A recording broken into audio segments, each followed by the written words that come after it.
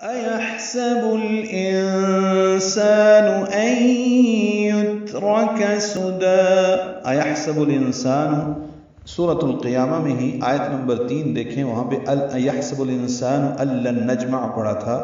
اور یہاں پہ پڑھ رہے ہیں أَن يُتْرَكَ أَيَحْسَبُ الْإِنسَانُ۔ حمزہ اقصی حلق سے بالجہر ادا کریں گے، ہاں ساکن پہ ہمس ہوگا، با کو لام سے ملائیں گے، اظہار قمری ہوگا، انسان میں نون ساکن کے بعد سین آنے کی وجہ سے اخفا ہے، سا الف مدہ ہے۔ این یترک میں این میں ادغام ناقص ہوگا، غنہ کریں گے، این یت، یہ تا ساکن ہے، اس پہ ہم سے راپور ہے، یترک سدا،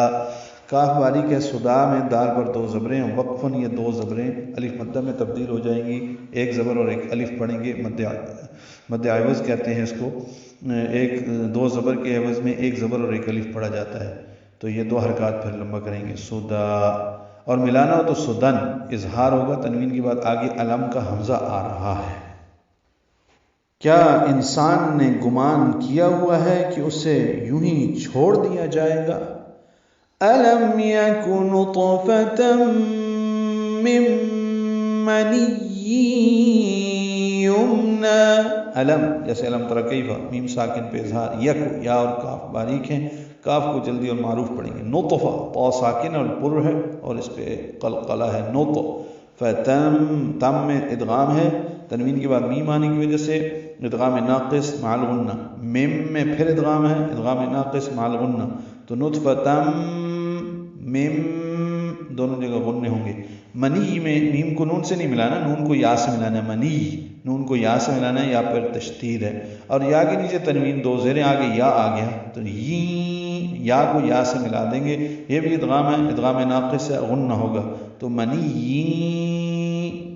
آواز ناک کے بعد سے ملے جائیں گے، یمنا